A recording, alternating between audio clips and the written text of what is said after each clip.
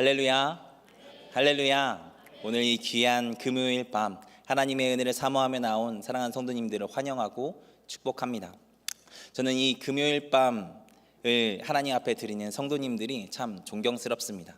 한 주 동안 얼마나 힘들고 어렵고 피곤한 삶을 사셨겠어요. 그런데 피곤함을 이기시고 이 자리에 나오신 것이잖아요. 너무 멋지시고 대단합니다. 그래서 저는 이 금요 예배가 정말 하나님을 사랑하지 않고는 나올 수 없는, 하나님께 소망을 둔 사람이 아니면 절대 나올 수 없는 예배라고 믿습니다.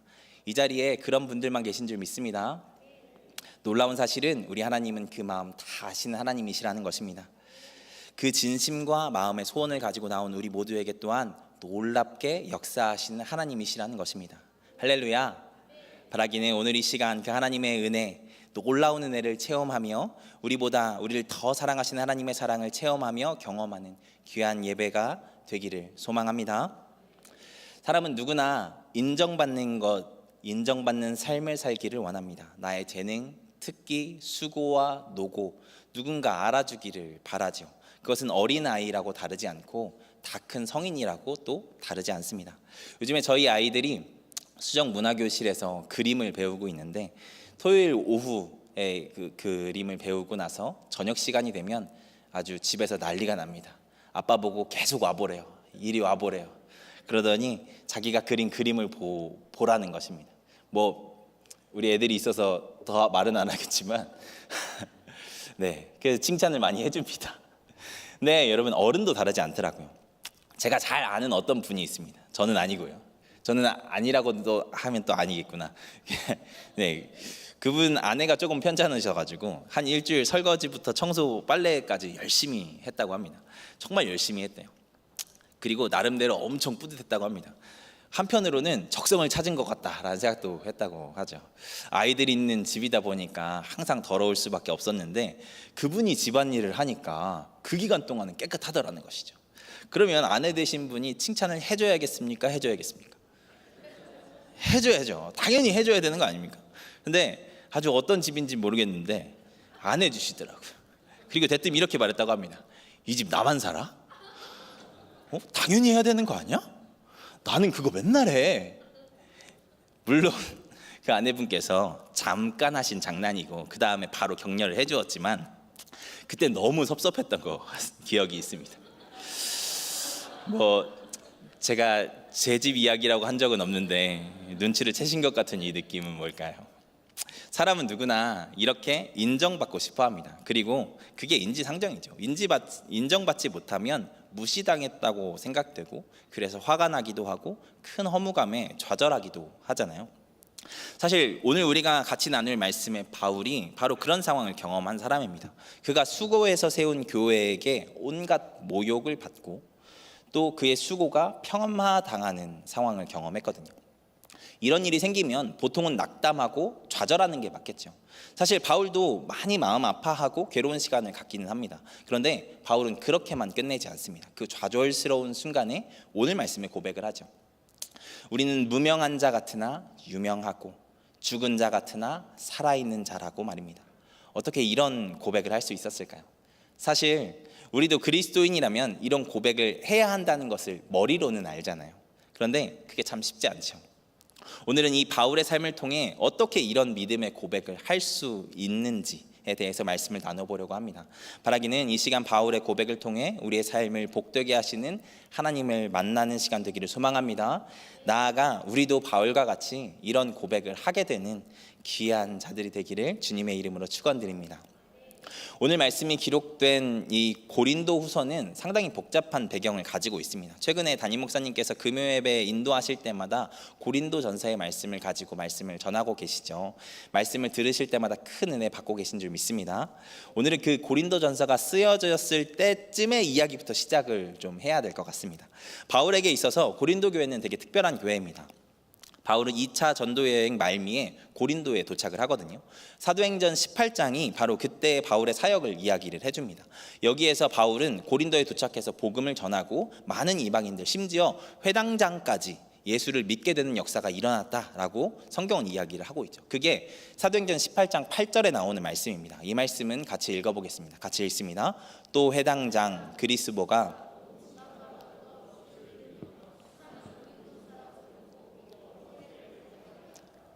아멘. 유대인들의 지도자급인 회당장과 그 가족이 예수를 믿고 또 고린도의 많은 헬라인들까지 예수를 믿게 되는 놀라운 일을 경험했다고 말씀은 이야기를 해주고 있죠.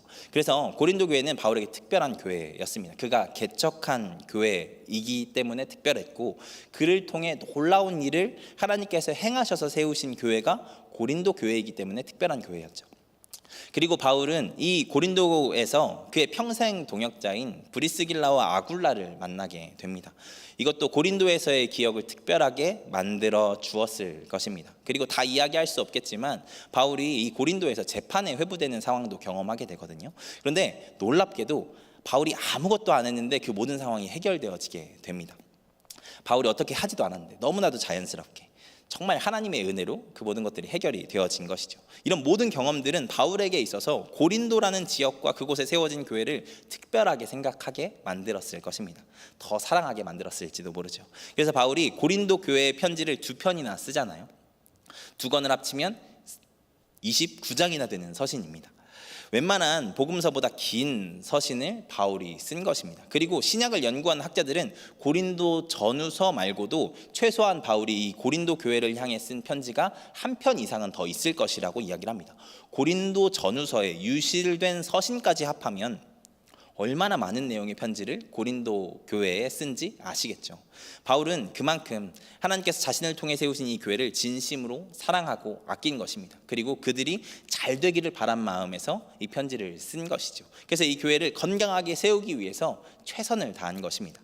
하나님을 사랑하고 그 일에 헌신된 사람들은 바울과 같이 교회를 사랑하고 아끼는 삶을 살게 됩니다. 잘 아시겠지만 신약의 많은 믿음의 선배들은 예수님께서 말씀하신 제자 삼는 삶, 복음을 전하는 삶에 헌신을 했습니다. 그리고 그 사역들로 인해서 세워진 것이 무엇이냐면 교회이지요.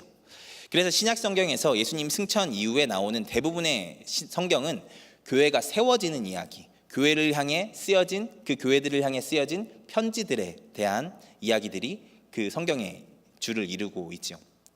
그렇게 예수님께서 승천하신 이후 우리의 믿음의 선배들은 교회를 바로 세우기 위해 힘을 써왔습니다.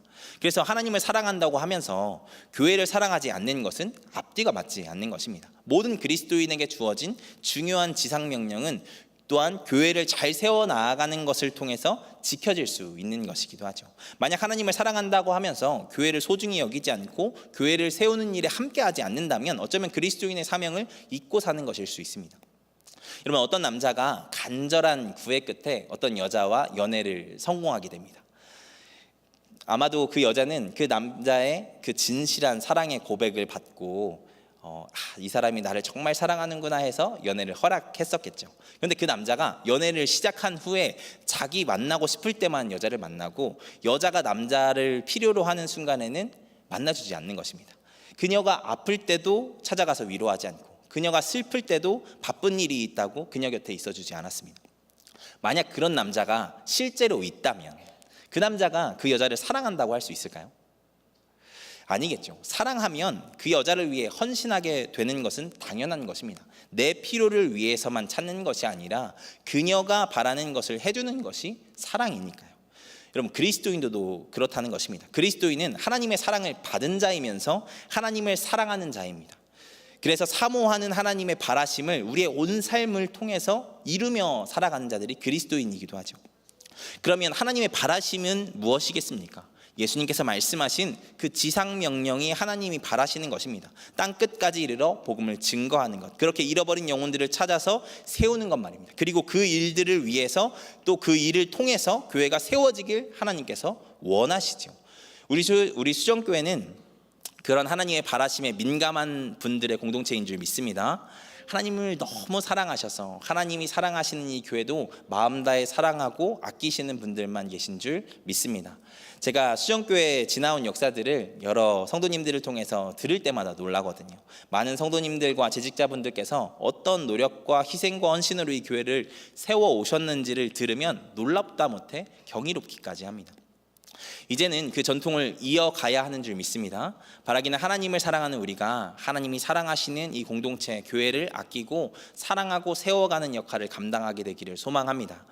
예수님이 핏값으로 세우신 사랑하는 그 교회를 세워나가는 우리가 되기를 주님의 이름으로 축원드립니다. 이렇게 바울은 정성과 전심을 다해서 하나님을 사랑하는 마음으로 고린도 교회를 세우고 양육했습니다. 그렇다면 그 사랑과 섬김과 수고를 받은 고린도 교회는 잘 세워져야 하지 않겠습니까? 그러면 고린도 교회가 잘 됐을까요? 안 됐을까요?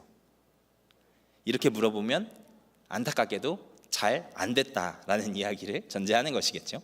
이 고린도 교회에 큰 문제들이 생겼습니다. 가장 큰 문제는 입에 담기도 힘든 음행의 문제가 생깁니다. 고린도전서 5장 1절의 말씀, 이 말씀 같이 읽겠습니다. 너희 중에 심지어 음행이 있다 함을 들으니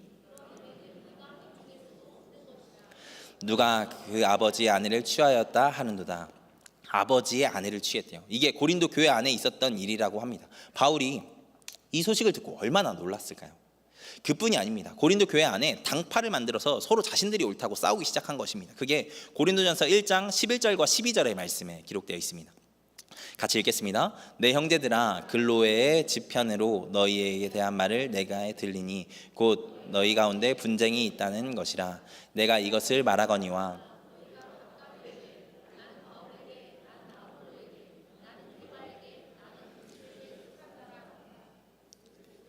네, 여기까지만 읽겠습니다. 고린도 교회 안에 당파가 나누어져서 게바파, 바울파, 아볼로파, 그리스도파로 나누어져서 싸우기 시작했다는 것입니다. 진짜 교회가 엄청나게 분열하기 시작한 이야기들을 한 것이죠. 근데 이게 끝이 아닙니다. 성도들이 싸우다 못해 세상 법정에 서로를 고발하고 부도덕한 삶의 문제들을 일으키며 나중에는 부활을 의심하기까지 했던 것으로 보입니다. 정말 이게 교회인가 싶지 않습니까? 그래서 바울이 고린도전서를 쓴 것입니다. 음행한 자를 치리하고 부도덕한 자의 삶과 그 고발들을 멈추게 하고 부활의 소망을 가지며 서로 사랑함으로 당파 싸움을 그치게 하려고 이 고린도전서를 쓰게 한 것이죠. 그러면 바울이 마음 다해서 편지를 썼으니까 고린도의 교회의 문제들이 더 이상 커지지 않고 해결되어졌을까요? 아니, 바울이 그 정도로 이야기했으면 이게 고린도 교회도 알아들어야 되잖아요. 어떻게 됐을까요? 기대와는 달리 그들이 이 이야기들을 듣지 않죠. 바울이 고린도 전서를 아들같이 생각하는 디모데편에 고린도 교회에 전달을 하거든요. 그리고 시간이 지나서 디모데가 그 편지를 전달하고 바울에게 돌아와서 고린도 교회의 상황을 보고했습니다. 당연히 바울은 그들이 눈물로 참여하고 회개하고 바울이 명령한 것들을 다 지켰다라는 소식을 기대했을 것입니다. 그런데 안타깝게도 바울의 바람은 이루어지지 않았던 것 같습니다. 대표적인 예가 음행한 사람에 대한 바울의 명령이 제대로 이행되지 않았던 것입니다. 고린도후서 2장 5절부터 6절까지 말씀입니다. 이 말씀 같이 읽겠습니다. 근심하게 한 자가 있었을지라도 나를 근심하게 한 것이 아니오 어느 정도 너희 모두를 근심하게 한 것이니 어느 정도라 함은 내가 너무 지나치게 말하지 아니하려 함이라. 이러한 사람은 많은 사람에게서 벌받는 것이 마땅하도다. 성경을 연구하는 많은 학자들은 여기에 나오는 근심하는 자가 바로 그 음행한 사람이었다라고 이야기합니다. 바울은 분명 그를 내쫓으라고 이야기했는데 그 공동체가 내쫓지 않은 것입니다. 그리고 그 사람을 쫓아내야 한다는 사람과 쫓아내지 말아야 한다는 사람들이 나누어져서 공동체가 그 일로 또 분열하게 된 것이죠. 어디 이뿐입니까? 그 안에 분열이 더 심해지고 나아진 것이 하나도 없는 것입니다. 심지어 바울의 사도권까지 의심하고 공격한다는 소식이 그 디모데 편에 들리게 된 것이죠. 이런 상황 속에서 바울이 얼마나 답답했겠습니까? 속에서 천불이 났겠죠. 그래서 바울이 어떻게 할까요? 고린도 교회를 직접 찾아갑니다. 그것에 대한 내용이 고린도후서 1장 15절 말씀입니다. 같이 읽겠습니다. 내가 이 확신을 가지고 너희로 2번 은혜를 얻게 하기 위하여. 여기서 2번 은혜를 얻게 하기 위해서 너희에게 고린도 교회에게 갔던 이야기를 하고 있죠. 2번 은혜를 받는다고 하는 것은 그들을 복음으로 말씀으로 다시 세우기 위해 그들을 찾아갔다라는 것입니다. 다시 교회를 개척하는 마음으로 그들을 찾아갔었다라는 것이죠. 그런데 결론적으로 이야기하면 이것도 잘 안 됩니다. 오히려 그 끔찍한 분열의 모습을 눈으로 목격하게 되고 또 너무나도 많은 바울의 반대자들이 그 공동체 안에 숨어서 바울을 공격하는 것을 직접 경험하게 되는 시간이 되죠. 그래서 바울이 고린도에 더 머물지 못하고 에베소로 그냥 도망치듯 나오게 됩니다. 근데 이게 더 큰 일이 돼버린 것이, 바울이 이렇게 그냥 가버린 것이 더 큰 공격을 당할 빌미가 돼버리게 되죠. 그래서 고린도 후서의 내용으로 유추를 해보면 바울은 이 이후로 바울은 편지에서만 무섭게 말하고 실제로 만나면 유약하기 짝이 없는 사람이다라는 비난을 받기도 했고, 또 경솔한 사람, 부족한 사람이며 사도의 자격도 없는 사람이라는 비난을 받았던 것으로 이 고린도 후서의 내용들로 우리가 유추를 해볼 수 있습니다. 여기까지 고린도 후서를 쓰기 전에 바울이 경험한 상황에 대해서 제가 말씀드렸습니다. 어땠을 것 같으세요? 너무 많은 상황이 있어서 조금 정신이 없으셨죠. 저도 이 이야기를 다 해야 되니까 조금 어렵긴 했는데, 여러분 이런 상황이었을 때 바울이 얼마나 힘들었을지 여러분 가늠이 되십니까? 조금이라도 짐작이 되세요? 바울은 분명 자기의 유익을 위해 일한 적이 없습니다. 하나님 나라와 그 영광을 위해 자신의 온 마음과 시간과 정성을 쏟아서 교회를 세우는 일에 자신의 삶을 들이죠. 근데 돌아온 것은 하나도 성장하지 않은, 아니 오히려 퇴보한 그 교회들의 모습과 그들을 위해 그렇게 헌신한 자신에 대한 모욕을 경험하는 것이었습니다. 이때 바울의 상실감은 이루 말할 수 없는 것이겠죠. 우리가 때로는 하나님의 일을 하고 앞서 이야기한 것처럼 교회를 위해 헌신하고 이웃을 사랑하는 삶을 살아가는데도 우리의 삶에 고난이 찾아올 때가 있습니다. 아니 그냥 단순히 몸이 힘든 정도면 그냥 땀 흘리고 말 텐데, 수고로워서 시간을 조금 더 쓰면 되겠는데 때때로 우리의 수고를 몰라주고 오히려 무시하고 멸시하는 그런 상황들을 만나게 될 때가 있죠. 사실 우리 이게 힘든 것이지 않습니까? 몸이 힘들고 시간을 쓰는 것은 그리스도인으로서 어느 정도 감내하고 있는 문제이잖아요. 이렇게 금요 예배 나오는 것도 그렇지 않습니까? 한 주간 얼마나 힘들고 피곤해요. 그런데 하나님 사랑하는 마음으로 이 자리 가운데 나오시는 것이잖아요. 그런데 그런 우리의 수고와 노력과 진심이 다 부정되는 것 같은, 무시되는 것 같은 순간들을 만날 때 우리가 낙심하게 될 때가 될 수 있다라는 것이죠. 저는 충청남도 서산에서 처음 전도사 사역을 시작했습니다. 작은 개척교회였기 때문에 교역자 사례비를 많이 주실 수가 없었어요. 그래서 그때 제가 한 달에 20만 원을 받았습니다. 나중에 10만 원을 더 주셔가지고 30만 원을 받기는 했지만 그 돈도 생활하기에는 참 턱이 없이 부족했죠. 제가 그때 학교를 다니다 보니까 경기도 부천에서 서산을 매주 왔다 갔다 했어야 됐어요. 그 돈의 절반은 그래서 교통비로 다 나갔습니다. 그리고 금토일 사역을 하는데 교회에서는 토요일 점심과 주일 점심만 주셨기 때문에 금요일 저녁부터 해가지고 그 모든 식사를 제가 돈으로 해결해야 됐었습니다. 그러니까 밥값하고 나면 남는 돈이 없었겠죠. 근데 그땐 그게 힘들거나 어렵거나 뭐 이렇게 생각하지 않았습니다. 하나님이 부르신 자리이고 첫 사역의 자리였기 때문에 감사했고 나름대로 열심히 사역을 했어요. 금요일에는 금요기도회 찬양 인도를 했고 차량 운행을 하고, 토요일에는 주보를 뽑고 청소를 하고 신방을 한 다음에 중고등부 예배를 드린 다음에 청년부 예배를 드렸고, 주일은 아침에 차량 운행을 갔다 온 다음에 유초등부 사역을 하고 오후 예배 찬양 인도를 했습니다. 부흥회 때면 학교 수업이 있어도 그걸 다 빼고 부흥회를 참여했었습니다. 정말 열심히 사역을 했죠. 담임 목사님께서 자리를 비우시면 새벽 기도에도 제가 담당을 하곤 했었습니다. 사실 그렇게 사역을 하고 나면 정말 너무너무 피곤했습니다. 그래서 좀 더럽지만 주일 저녁이 되면 너무 피곤해서 그냥 정장 입고 교회 잠옷실에서 자기도 했었던 기억이 있습니다. 근데 어느 날 담임 목사님과 같이 토요일 날 이제 본당 청소를 하는데 목사님께서 제가 어떻게 사역하고 있는지 궁금하셨던 것 같아요. 그래서 물으시면서 점검을 하시더라고요. 그러더니 저한테 그렇게 이야기를 하셨습니다. 상호야, 성도들도 헌신하고 수고하는데 교역자가 열심히 안 하면 삭군 목자인 거야. 아니 삭슬 받고 있으니까 삭군보다 못한 사람인 거야 라고 말씀을 하시더라고요. 너무 가슴이 아팠습니다. 너무 마음이 어려웠어요. 목사님께 더 말씀을 드리지는 못했지만 그때 기도의 자리에서 정말 기도는 안 나오고 눈물만 나오더라고요. 억울해서 내가 삭군인 건가? 아니 삭군보다 못한 사람인 건가? 하면서 말이죠. 제가 첫 사역이니까 무식한 점이 왜 없었겠어요. 신방도 한다고 했는데 부족했을 수 있고 다른 부분에서 아마 많이 부족했을 것입니다. 그런데 나름대로 최선을 다했었거든요. 한편으로는 너무 억울하니까 그런 생각도 들었습니다. 삭시나 제대로 주시면서 말씀을 하시면 내가 말을 안 하겠는데, 아니 삭도 안 주시고 심지어 신방비도 거기 교회는 없었거든요. 부서 재정이랄 것도 없었어요. 그래서 학자금 대출 받은 돈으로 아이들 밥 사주고 신방해 왔었는데 그런 내 노력이 다 쌓인 것 같아서 너무 힘들었습니다. 그날 이후에 주중에 새벽 예배를 드리는데 그런 기도가 나오더라고요. 하나님, 저 진짜 못하겠으니까, 근데 내 손으로 내 입으로 그만둔다는 말은 못하겠으니까 서산으로 내려가는 버스가 사고가 나서 한 달만 입원하게 해주세요. 죽고 싶지는 않은데 한 달 정도만 딱 쉬면 괜찮을 것 같다는 생각이 들더라고요. 그래서 또 죽겠다고는 못하겠고 내 입으로는 그 영혼들 내버려두고 그만두겠다라는 말하는 것이 너무 비겁하게 느껴지고, 그래서 딱 한 달만 좀 쉴 수 있으면 좋겠다라는 생각을 가지고 그렇게 기도했던 것이 기억이 납니다.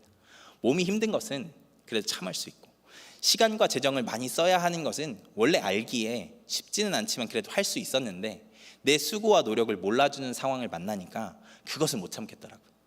너무 억울하고 나의 삶이 부정당한 것 같아서 괴로웠습니다. 정말 그것만큼 힘든 게 없더라고요.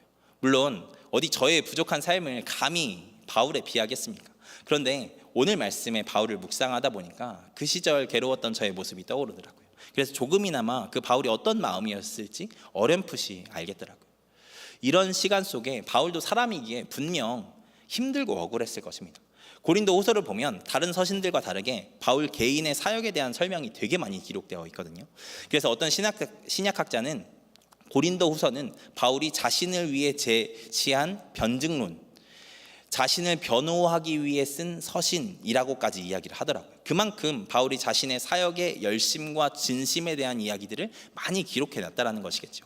감히 예상하건대 고린도 교회가 몰랐던 그 바울의 열심과 수고를 바울이 적어도 알기라도 했으면 좋겠다라고 생각해서 그렇게 많이 이야기를 했던 것 같습니다. 여러분, 그런데 그럼에도 불구하고 고린도 후서가 바울을 변호하는 것에서 끝나는 서신이 아닌 것은 바울이 결국에 놀라운 고백으로 그 변증들을 마무리하기 때문입니다. 그것이 고린도후서 4장 16절부터 18절까지의 말씀입니다. 이 말씀 같이 보겠습니다. 그러므로 우리가 낙심하지 아니하노니 우리의 겉사람은 낡아지나 우리의 속사람은 날로 새로워지도다. 우리가 잠시 받는 환난에 경한 것이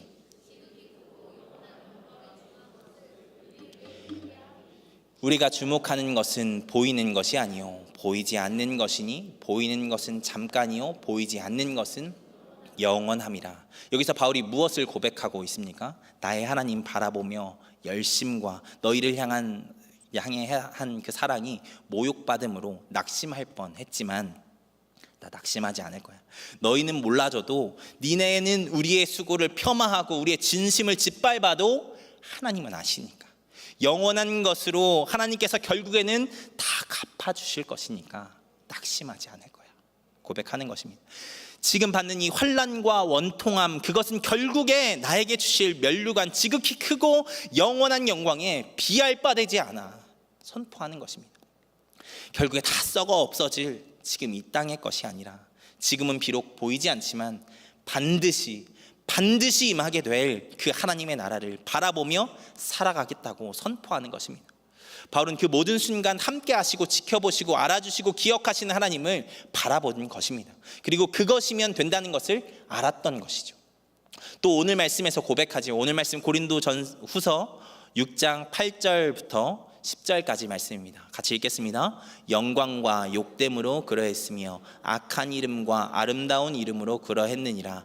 우리는 속이는 자 같으나 참되고 무명한 자 같으나 징계를 받는 자 같으나 죽임을 당하지 아니하고 근심하는 자 같으나 항상 기뻐하고 가난한 자 같으나 많은 사람을 부요하게 하고 아무것도 없는 자 같으나 모든 것을 아멘. 세상은 우리의 사역이 영광스럽지 못하다 하고 우리를 악한 이름으로 욕하며 불렀지만 하나님은 영광스럽게 보셨고 우리를 아름다운 자, 존귀한 자로 불러주셨다는 것입니다. 우리가 이름을 잃어버린 자 같이, 아무도 기억하지 않는 이름을 가진 자 같이, 아무도 우리의 삶을 기억해 주지 않는 자와 같이 허무하고 헛된 삶을 산 것 같지만 하나님이 기억하신다. 하나님이 우리의 이름을 기억하신다. 하나님이 우리의 삶을 기억하신다. 그래서 우리는 유명한 자, 절대로 사라지지 않을 이름을 가진 자, 하나님이 우리의 이름을 기억하신 바 된 존재라는 것입니다. 우리가 죽은 자 같고 징계를 받는 것 같으며 매일 근심하는 자 같아 보이고 저주받은 삶을 사는 것 같지만 하나님이 결국에는 살리시고 우리의 슬픔을 기쁨 되게 하시며 우리의 삶을 가치 있게 하신다는 것입니다. 그래서 이 세상의 기준으로 보면 아무것도 없어도 모든 것을 가진 자, 손에 쥔 것은 없지만 하나님 손 붙잡고 있기에 다 가진 자의 삶, 그것이 우리의 삶이라는 것입니다. 이것이 그리스도인의 삶인 줄 믿습니다. 사랑하는 여러분, 하나님이 기억하십니다. 세상은 몰라도 하나님은 보고 계십니다. 너무 죄송한 이야기지만 믿는 자의 삶의 모든 순간들이 꽃길이었으면 좋겠지만 저도 그걸 너무 바라지만 그렇지 못할 때가 있습니다. 때로는 믿는다는 것이 너무 버거운 삶을 경험하기도 하죠. 그런데 사랑하는 여러분, 이것은 예수님도 사신 삶일 뿐만 아니라 예수님이 말씀하신 삶이기도 합니다. 예수님은 우리를 위해 이 땅에 오셔서 수많은 오해와 공격을 받다가 결국에는 십자가에 달리십니다. 예수님의 십자가 앞에서 사람들은 예수님의 수고와 노고를 모욕하고 저주했습니다. 아무도 너를 기억하지 못할 것이고 너는 거짓말한 사람일 뿐이야 라고 이야기를 했죠. 그런데 하나님은 그렇게 예수님의 사역을 끝내지 않으셨습니다. 결국에는 부활시키셨고 승리하게 하셨습니다. 아무도 기억하지 않을 것 같은 죽음이었지만 하나님이 기억하셔서 놀라운 기적의 역사로 그 일을 바꾸신 것입니다. 할렐루야. 예수님은 우리도 그런 삶을 살아야 함을 말씀하셨습니다. 예수님께서 지상명령을 하시고 복음을 전하는 삶에 어떤 일이 있을지 마가복음 16장 18절에서 이야기를 해주셨거든요. 믿는 자가 살아갈 삶에 대해서 이렇게 이야기를 해주셨습니다. 뱀을 집어올리며 무슨 독을 마실지라도 해를 받지 아니하며 병든 자에게 손을 얻은 즉 나으리라 하시더라. 일상에서 뱀을 막 집어드는 정신 나간 사람이 있겠습니까? 일부러 독을 마시는 사람이 있을까요? 그러면 지금 예수님께서는 무슨 상황을 이야기하시는 것입니까? 복음을 전하는데 믿음의 삶을 살아가는데 뱀에 물리는 것 같이 사탄에게 방해받고 악한 일을 경험할 수 있다는 것입니다. 심지어 독을 마시는 것 같이 목숨이 위태로운 순간들이 있을지도 모른다는 것이죠. 이것이 믿는 자의 삶에 있을 것이라는 것입니다. 그런데 그 절체절명의 순간에도 하나님께서 우리를 홀로 두지 않으신다. 우리를 고와 같이 버려두지 않으신다. 지키시고 보호해 주신다. 기억해 주시고 갚아 주신다 말씀하시는 것입니다. 그리스도인의 삶이 복된 것은 아무런 어려움이 없이 평탄한 삶이어서가 아닙니다. 믿음으로 살다가 어려움을 겪을지라도 하나님이 지키시기에, 하나님이 기억하시기에, 하나님이 갚으실 것이기에 복된 삶인 줄 믿으시기 바랍니다. 우리는 이것을 믿는 자들입니다. 오늘 말씀의 바울처럼 그 시절 많은 믿음의 선진들처럼 하나님께서 보고 계시다는 것을, 그리고 갚아주신다는 것을 믿는 것이 우리라는 것이죠. 세상은 우리가 무명한 자 될 것이라고, 이름을 잃어버린 자, 아무도 우리가 어떤 삶을 살았는지 기억조차 하지 않는 값어치 없는 삶을 살 것이라고 저주하지만 하나님은 우리의 이름을 기억하시고 우리가 어떤 삶을 살았는지 기억하시며 우리의 삶이야말로 가장 가치 있는 삶이라고 이야기해 주신다는 것입니다. 그래서 유명, 이름이 있는, 이름이 하나님께 기억된 바 된 삶으로 우리의 삶을 만들어 주신다는 것입니다. 사랑하는 여러분, 하나님이 기억하십니다.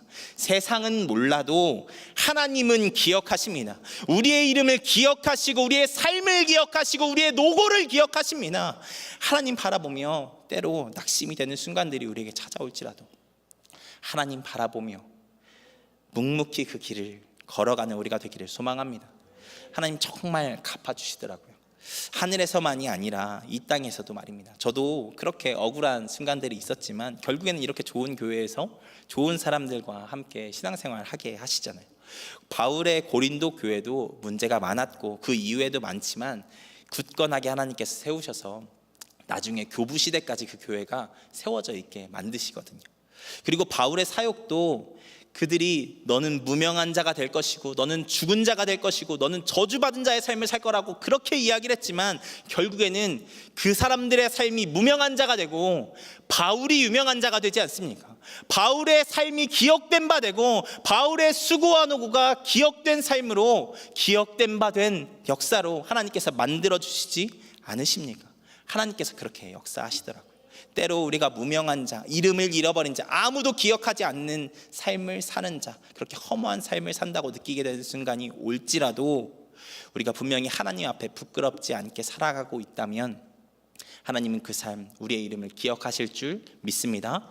하늘에 기록하시고 귀하다 복되다 수고했다 하실 것입니다. 바라기는 그 하나님 바라보며 오늘도 하나님이 맡기신 믿음의 걸음을 걸어가는 우리가 되기를 소망합니다. 하나님이 기억하시는 삶을 사는 그런 우리가 되기를 주님의 이름으로 축원드립니다. 우리 같이 찬양하겠습니다. 나를 지으신 주님 같이 찬양하겠습니다.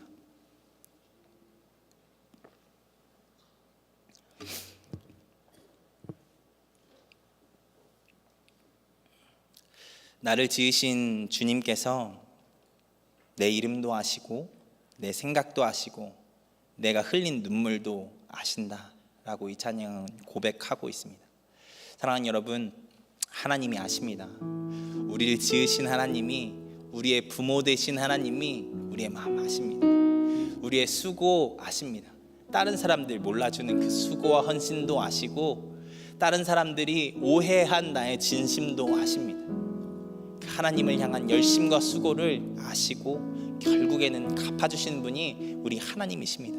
우리 지금 같이 찬양하고 기도할 때 주님, 우리 마음 아시는 그 주님, 우리가 찬양하고 기도할 때 하나님 우리의 마음 밝게 알아주시고 또 하나님의 뜻대로 하나님의 방법으로 그 모든 일들 이루어 주시고 갚아주시는 은혜 우리가 경험하게 하여 주시옵소서라고 우리 같이 찬양하고 기도하겠습니다.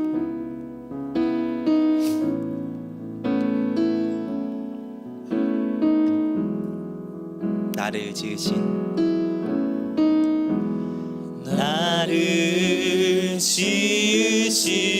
주님, 내 안에 계셔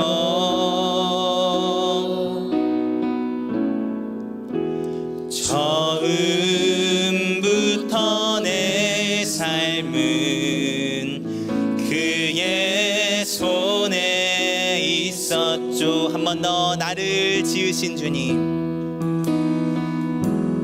나를 지으신 주님,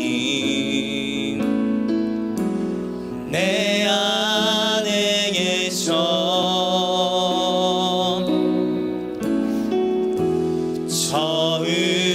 처음부터 내 삶은 그의 손에 있었죠. 내 이름 아시죠?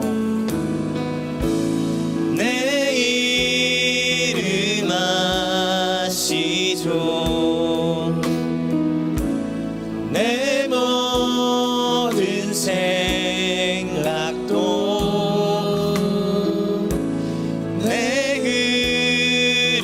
흐르는 눈물 그가 닦아주셔. 내 이름 아시죠?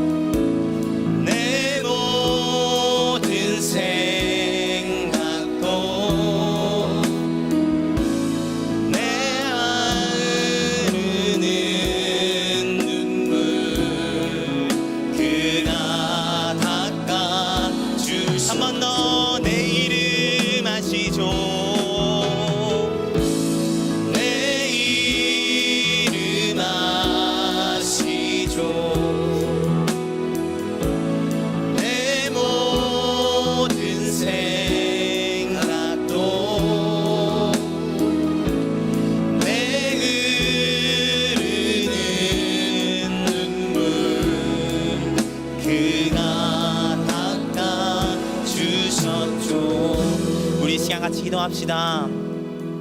우리 시간 같이 기도하실 때 우리의 마음 가장 잘 아시는 하나님께 우리의 마음을 토로하며 같이 기도했으면 좋겠습니다. 하나님, 우리의 마음 아시죠? 우리의 수고와 노고와 우리의 삶의 모든 것들 아시죠? 하나님, 찾아와서 역사하여 주시어서 우리가 다 알지 못하고 가슴 아파서 가슴만 치고 있는 이 모든 문제들 가운데 하나님 찾아와 주시어서 하나님이 알고 계시다는 것을, 하나님이 갚으실 것이라는 것을 깨닫고 경험하게 되는 귀한 기도의 시간 되게 하여 주시옵소서라고 우리 시간 우리의 삶의 문제들을 내려놓고 먼저 하나님께 내려놓으시면서 같이 이 기도의 시간 하나님 앞에 주여 한번 외치고 기도하며 나아가겠습니다. 주여. 오 살아계신 하나님 감사합니다. 하나님 우리의 마음 가장 잘 아시는 분인 줄 믿습니다. 우리의 부족한 삶과 부족한 마음과